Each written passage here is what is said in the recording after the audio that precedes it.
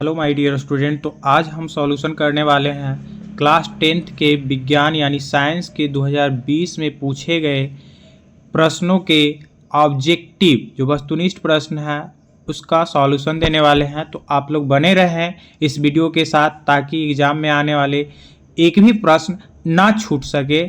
तो हम लोग चलते हैं पहले सवाल की ओर। पहला सवाल है, पौधों में गैसों का आदान प्रदान किसके द्वारा होता है? ऑप्शन नंबर ए है रंध्र, बी में है जड़, सी में है तना और डी में है टहनी। तो इसका ऑप्शन नंबर ए हो जाएगा रंध्र। आगे बात करते हैं दूसरा सवाल की ओर हम लोग बढ़ते हैं। तो निम्न में सबसे तेज हृदय किसका होता है? ऑप्शन नंबर 1 है व्हेल, बी में है चूहा, सी में है हाथी और डी में है आदमी। तो इसका जो आंसर होगा वो चूहा हो जाएगा। आगे तीसरा नंबर जो सवाल है, सजीव जीवधारियों द्वारा किस प्रकार की नाइट्रोजनी पदार्थ का उत्सर्जन होता है?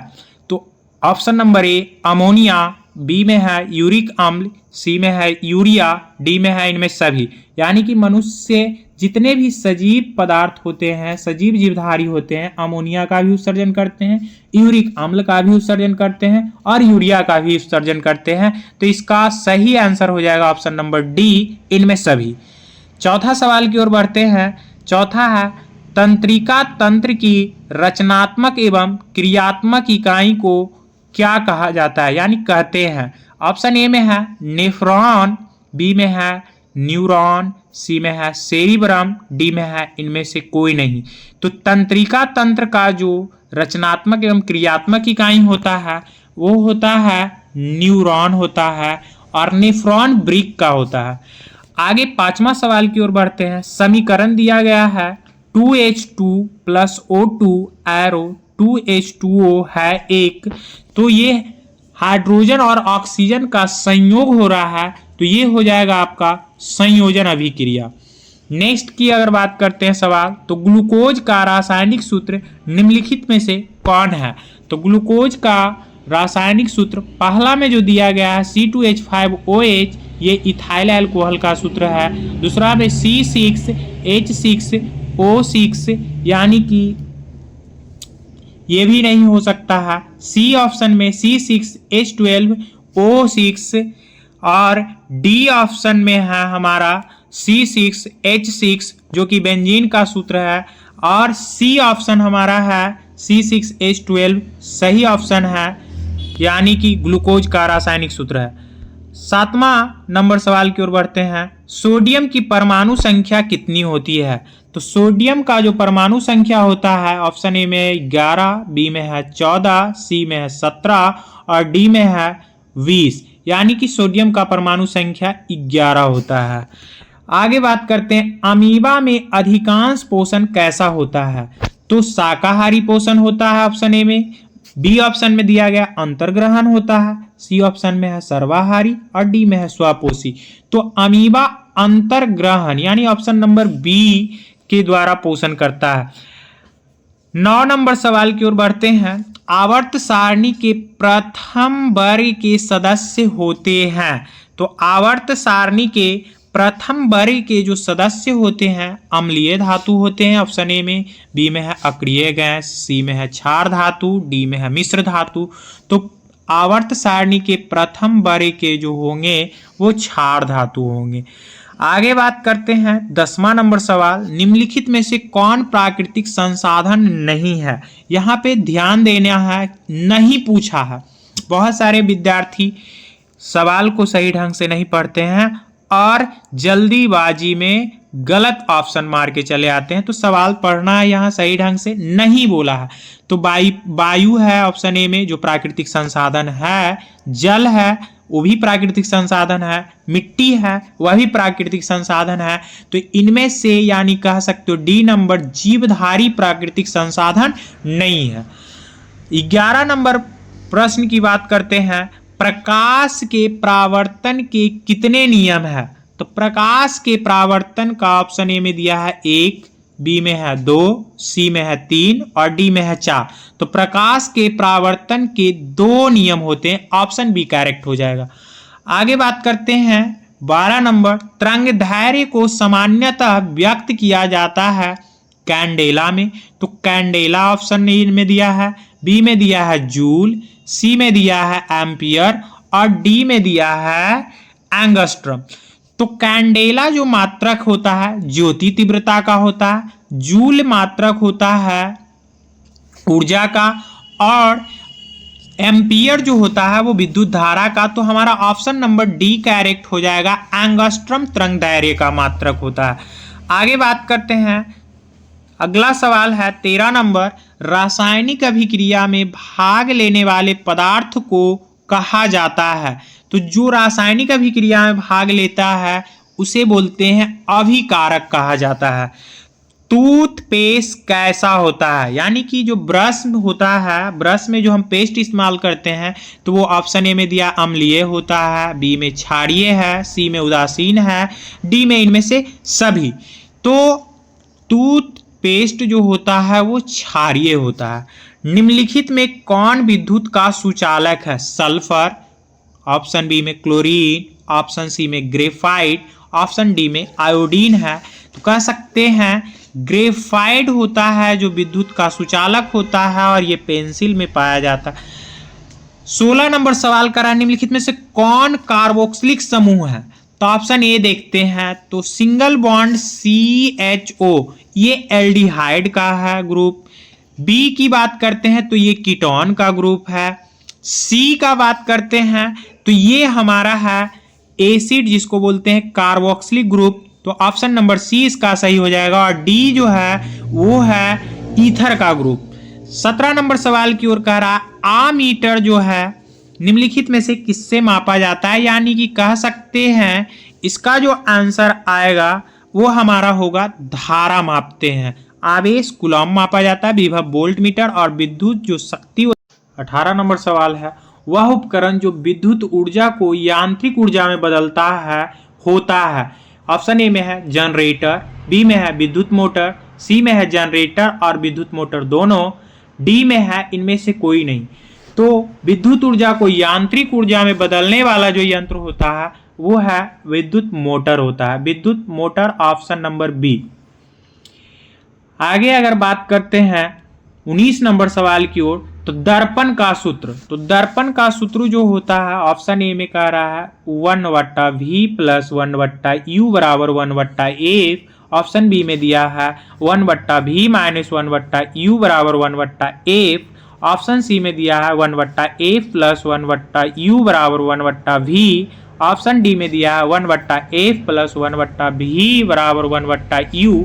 तो ये जो सही आंसर होगा इसका ऑप्शन नंबर ए 1/v प्लस 1/u बराबर 1/f दर्पण सूत्र होता है, और लेंस का जो सूत्र होता है 1/v माइनस 1/u बराबर 1/f होता है। आगे बात करते हैं ऑप्शन नंबर क्वेश्चन नंबर 20 की अगर बात करते हैं, निकट दृष्टि दोष को निम्नलिखित में किस लेंस के द्वारा हटाया जाता है? तो ऑप्शन ए में है उत्तल, बी में है अवतल, सी में है वायोफोकल और डी में है बेलनाकार। तो इसका हम ट्रिक दिए थे कि अगर दूर दृष्टि यानी 2 और 3, 3, 4 यानी कि निकट रहेगा तो अवतल 4 अक्षर वाले होंगे, दूर रहेगा तो उत्तल यानी 3 अक्षर वाले। तो निकट है यानी कि अवतल लेंस होगा, यानी कि ऑप्शन नंबर वी आपका सही आंसर हो जाएगा। 21 नंबर सवाल की ओर बढ़ते हैं, किसे रासायनिक दूत कहा जाता है? उद्दीपक को। ऑप्शन नंबर ए में है उद्दीपक, बी में है पाचक रस, सी में है हार्मोन और डी में है आवेग। तो हार्मोन का रासायनिक दूत कहा जाता है, ऑप्शन नंबर सी सही आंसर है आपका। 22 सवाल क्वेश्चन नंबर 22 की ओर बढ़ते हैं। करा द ऑरिजिन ऑफ स्पीसीज नामक पुस्तक किसने लिखी? यानी कि ऑप्शन नंबर ए में है डार्विन, ऑप्शन नंबर बी में है लामार्क, ऑप्शन नंबर सी में है ऑपेरिन, ऑप्शन नंबर डी में है बाइसमान। तो द ऑरिजिन ऑफ स्पीसीज जो पुस्तक लिखे हैं वो ऑप्शन नंबर ए डार्विन हो जाएगा, यानी चार्ल्स डार्विन इस पुस्तक के लेखक हुए। 23वां नंबर सवाल की ओर बढ़ते हैं, निम्नलिखित में किस माध्यम में प्रकाश की चाल सबसे अधिक होता है? ऑप्शन नंबर ए में है कांच, बी में है पानी, सी में है लोहा, डी में है निर्वात। तो यानी कि निर्वात में जो प्रकाश की चाल होती है सबसे अधिक होती है। 24 नंबर सवाल की ओर बढ़ते हैं। विभवांतर का एसआई मात्रक होता है कूलॉम, वोल्ट, एम्पियर, ओम। तो यहाँ पे विभवांतर का जो एसआई मात्रक होगा वो होता है वोल्ट होता है। 25वां नंबर सवाल है, पौधों में जनन अंग कहाँ पाए जाते हैं? तना में, जड़ में, पुष्प में, फल में। यानी कि पौधों में जो जनन अंग पाए जाते हैं वो पुष्प में पाए जाते हैं, यानी कि फूल में जननांग होते हैं।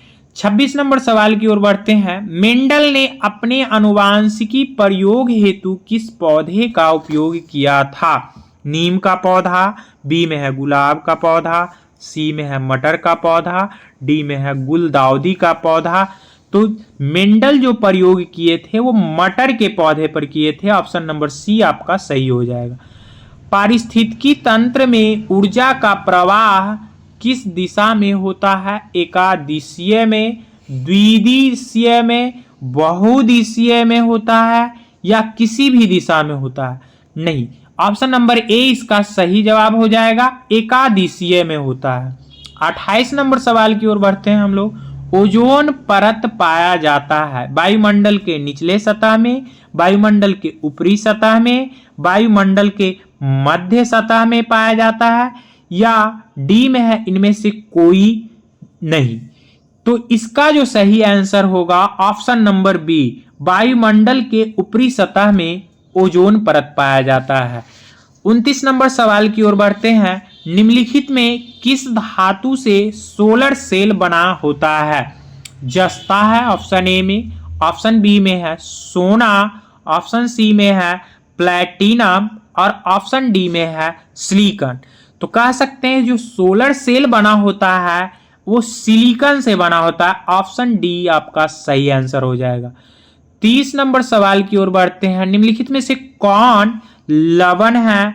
पहला ऑप्शन ए में है HCl, ऑप्शन बी में है NaOH, ऑप्शन सी में है K2SO4, ऑप्शन डी में है NHOAH। यानी कि जो हमारा ऑप्शन डी होगा वो लवण है। 31 नंबर सवाल की ओर चलते हैं। 31 नंबर सवाल, निम्नलिखित में सबसे भारी धातु कौन है? ये सवाल कई बार पूछा है तो इसको ध्यान से देखना है। ऑप्शन ए में है लिथियम, बी में है यूरेनियम, सी में है सीजियम और डी में है आयरन। तो इसका सही आंसर आएगा वो आएगा uranium, option number b. Ethane के एक अणु में कितने सहसंयोजक बंधन होते हैं? 32 नंबर सवाल है कि इथेन का जो सूत्र होता है C2H6 होता है। तो उसमें जो सहसंयोजक बंधन होते हैं वो टोटल बंधन की जो संख्या होती है ऑप्शन ए में है 2, ऑप्शन बी में 4, सी में 6, डी में है 7, यानी कि 7 होती है टोटल। ऑप्शन नंबर डी सही होगा। 33 नंबर सवाल की ओर बढ़ते हैं। सभी जीव जंतुओं के लिए ऊर्जा का अंतिम स्रोत है। पहला है आपका ऑप्शन नंबर ए में ग्रह, ऑप्शन नंबर बी में है चंद्रमा, ऑप्शन नंबर सी में है सूर्य, ऑप्शन नंबर डी में है कोयला। तो जितने भी जीव जंतु हैं उसका ऊर्जा का अंतिम जो स्रोत होता है वो होते हैं सूर्य। ऑप्शन नंबर सी सही हो जाएगा इसका। 34 नंबर सवाल की ओर चलते हैं। तिलचट्टा में कितने जोड़े श्वास रंध्र पाए जाते हैं? यानी कि सांस लेने वाले जो छिद्र होते हैं तिलचट्टा में वो कितने पाए जाते हैं? ऑप्शन नंबर ए में है 2, ऑप्शन नंबर बी में है 8, ऑप्शन नंबर सी में है 10, ऑप्शन नंबर डी में है 6। तो यहाँ पे जो सही आपका जवाब होगा ऑप्शन नंबर सी, यानी कि 10 रंध्र पाए जाते हैं। 35 नंबर सवाल की ओर बढ़ते हैं। प्रकाश संश्लेषण की क्रिया होती है। ऑप्शन नंबर ए में है कवकों में, बी में है जंतुओं में, सी में है हरे पौधों में, डी में है परजीवियों में। तो हम लोग जानते हैं कि जो प्रकाश संश्लेषण की क्रिया होती है वो हरे पौधे में होती है, यानी ऑप्शन नंबर सी करेक्ट हो जाएगा। 36 नंबर सवाल की ओर बढ़ते हैं। फ्लोएम ऊतक द्वारा कार्बोहाइड्रेट का परिवहन होता है।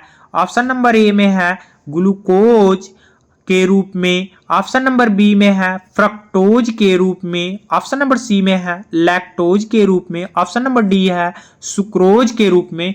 तो ऑप्शन नंबर डी यहाँ पे आपका सही आंसर हो जाएगा। सुक्रोज के रूप में कार्बोहाइड्रेट का परिवहन करता है फ्लोएम ऊतक।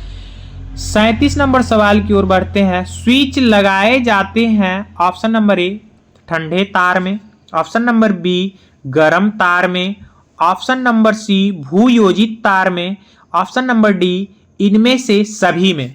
तो जितने भी ऑप्शन दिए गए हैं उसमें से ऑप्शन आपका डी नंबर सही होगा कि इनमें सभी में स्विच लगाए जाते हैं।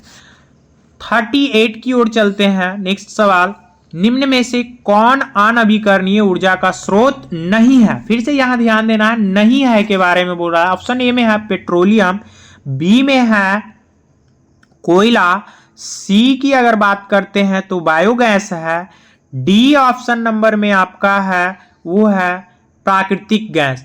तो अनवीकरणीय ऊर्जा का स्रोत नहीं है, वो है बायोगैस। आपका option number C correct answer है। अगर बात करते हैं 39 नंबर सवाल की ओर बढ़ते हैं। मनुष्य में ब्रीक निम्न में से किससे संबंधित है?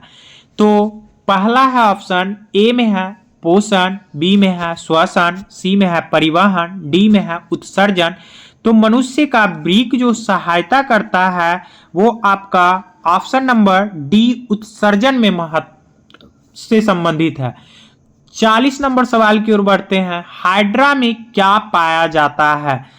ऑप्शन नंबर ए मस्तिष्क पाया जाता है, बी है आपका तंत्रिका पाया जाता है, सी में है मुख पाया जाता है, डी में है आपका स्पर्शक। तो ऑप्शन नंबर डी आपका सही हो जाएगा। स्पर्शक पाया जाता है हाइड्रा में। प्रकाश की किरणें गमन करती है। ऑप्शन नंबर ए सीधी रेखा में, बी तिरछी रेखा में, सी किसी भी दिशा में और डी में है इनमें से कोई नहीं। तो प्रकाश की किरणें जो गमन करती है सीधी रेखा में गमन करती है। 42 नंबर सवाल की ओर बढ़ते हैं। निम्नलिखित में कौन लेंस की क्षमता का मात्रक है? तो लेंस की क्षमता का जो मात्रक है वो देखते हैं। ऑप्शन ए में जूल है, बी में वाट है, सी में डायोप्टर है और डी में अर्ग है। तो जूल जो होता है ऊर्जा का होता है, वाट शक्ति का होता है। अगर बात करते हैं डायोप्टर तो सही आंसर आपका सी हो जाएगा। डायोप्टर जो है लेंस की क्षमता का मात्रक है। 43 नंबर सवाल की ओर बढ़ते हैं। किस रंग का विचलन न्यूनतम होता है? ऑप्शन ए में है लाल, बी में है पीला, सी में है नीला और डी में है बैगनी। यानी विचलन की अगर बात किया जाए तो लाल रंग का सबसे कम विचलन होता है। ऑप्शन नंबर ए आपका सही हो जाएगा। 44 नंबर सवाल है। बैटरी से किस प्रकार की धारा प्राप्त होती है? प्रत्यावर्ती धारा, दिष्ट धारा या ऑप्शन ए और बी दोनों यानी प्रतिवर्ती और दिष्ट दोनों धारा या डी में इनमें से कोई नहीं। तो बैटरी से जो धारा प्राप्त होती है वो दिष्ट धारा प्राप्त होती है। तो आज ये आप सभी विद्यार्थियों के लिए जितने भी कक्षा 10th के स्टूडेंट हैं सभी के लिए ये बहुत ही महत्वपूर्ण वीडियो आज का है। इसे बार कम से कम साइंस में 100 आउट ऑफ 100 लाने का प्रयास करेंगे ताकि ये जितने भी विद्यार्थी हैं सभी को अच्छे ढंग से दिए जाए कि ये वीडियो देखने के बाद साइंस का सवाल एक भी एग्जाम में छूट ना पाए। थैंक यू, धन्यवाद आप सभी विद्यार्थियों। बने रहे हमारे सनराइज क्लासेस 421 पे। लाइक और कमेंट करके इसका पार्ट 2 रिलीज करने के लिए बताएं।